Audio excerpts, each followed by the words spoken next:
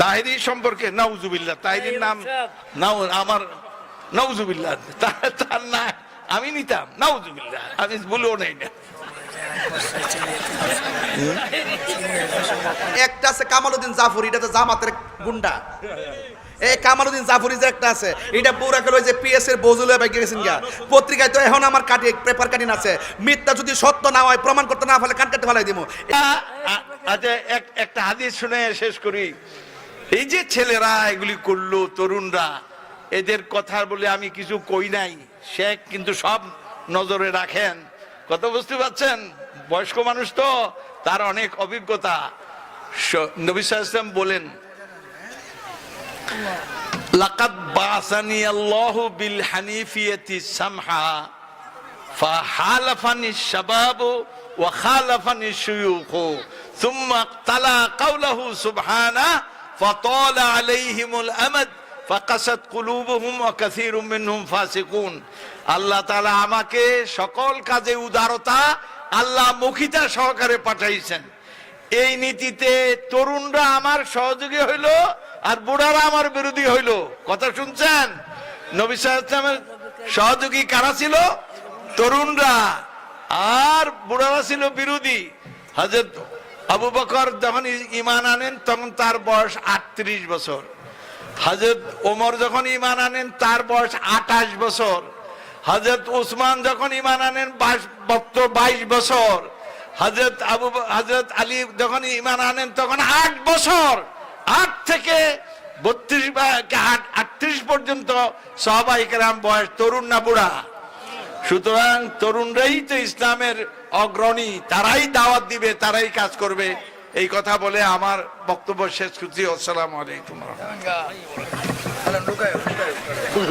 এগুলা বড় বড় দাড়ি রেখেছে, ঘুমটা দিয়া দিয়া একবার প্রশ্ন দিছে, তাহির হুজুর কিতা কইছে, আমার নামটা পড়তে যাই কো নাউজুবিল্লাহ মিন জালিক, নাউজুবিল্লাহ মিন জালিক, তাহিরির নাম আমি নিব। ওমা এমনি কইতার তো নাম আমি নিব, তাহিরি দি উল্লেখ কইরি কই আস্তাগফিরুল্লাহ, তার নাম আমি নিব। নিব কেমনে? পিএস এর বউ লয়া বাইগা গেলে কিতা নন লইব? তাহিরির নাম নিলে তো আসল কথা কইয়া দিব। কথা কোন ঠিক না বেঠি? এগুলো জামাতের প্রোডাক্ট। এই জামাতের প্রোডাক্টের সাথে আমাদের কোনো সম্পর্ক নাই। এরা দেশের শত্রু, এটা ধর্মের শত্রু। কথা কোন ঠিক না বেঠি?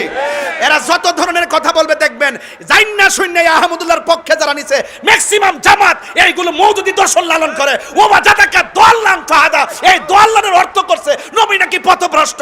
আমার নবীর কোনো গুণ আছে? সেত তোলাইস না,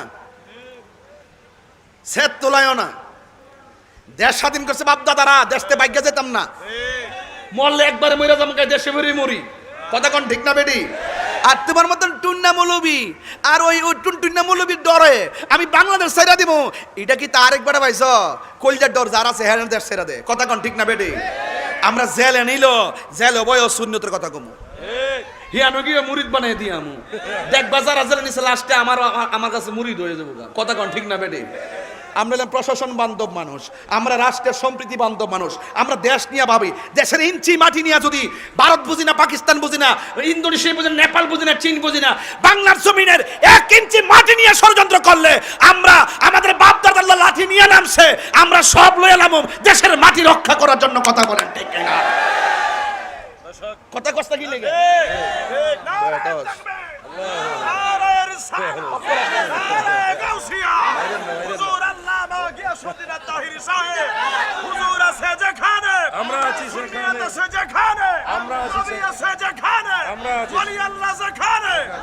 আপনারা কি কষ্ট পাইছেন আমার প্রতি?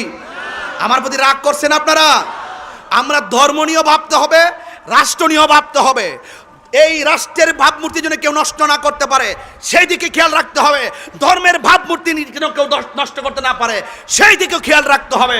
আমরা একমাত্র সুন্নিয়তের বক্তা, সুফি দর্শন লালন করি, মুক্তিযুদ্ধের চেতনায় কথা বলি, স্বাধীনতার সপক্ষে কথা বলি, রাষ্ট্রের সম্প্রীতি নিয়ে ভাবি। হিন্দু, খ্রিস্টান, বৌদ্ধ, মুসলমান যার যার ধর্ম পালন করবে, কেউ কাউকে আঘাত করবে না। দেশটা সকল ধর্মের মানুষ মিল্লা স্বাধীন করেছে, এই জন্য তুমি তোমার ধর্ম পালন করো, আমি আমার ধর্ম পালন করব। ধর্মের নাম ব্যবহার করে নবীর বিরুদ্ধে কথা বলবা, রাষ্ট্রের নামে এই বাংলার জমিনে বসবাস করে এই রাষ্ট্রের সম্প্রীতি বিনষ্ট করবা, এই সুযোগ কাউকে দেওয়া হবে না। কথা বলেন ঠিক কিনা?